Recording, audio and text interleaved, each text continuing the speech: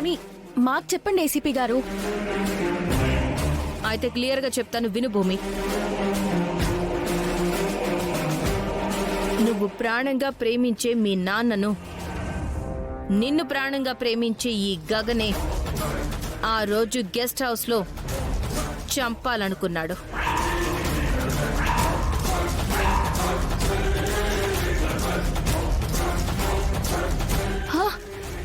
లేదు, నేను నమ్మను మేడం. మాకు నమ్మకాలతో పని లేదు.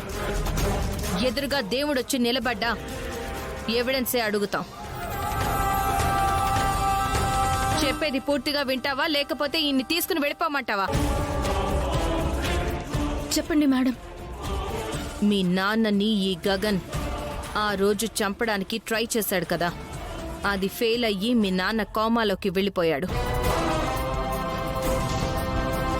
తిరిగి మీ నాన్న కోమాలోంచి బయటకొస్తే ఈ గగన్ ప్రాణాలకి ప్రమాదమని రాజారత్నం అనే ఒక కిల్లర్కి సుపారీ ఇచ్చి మీ నాన్నని చంపడానికి ట్రై చేపిస్తున్నాడు.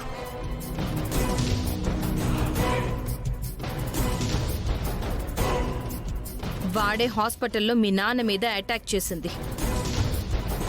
తర్వాత మీ ఇంటికొచ్చి చంపాలని చూసింది కూడా వాడే.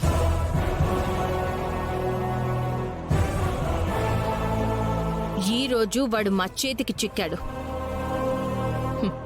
వాడికి మాదైన స్టైల్లో ట్రీట్మెంట్ ఇస్తే ఇదిగో ఈ గగన్ పేరే చెప్పాడు. మేడం, ఎక్కడో ఏదో తప్పు జరిగింది.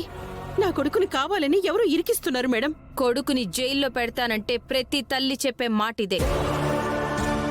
మేడం, ఆయన నమ్మండి మేడం. ఆయన అలాంటి వారు కాదు మేడం. చూడు భూమి, మీ నాన్నని చంపాలనుకున్న నేరం మీద మా పోలీసులు ఫస్ట్ నిన్నే అరెస్ట్ చేశారు.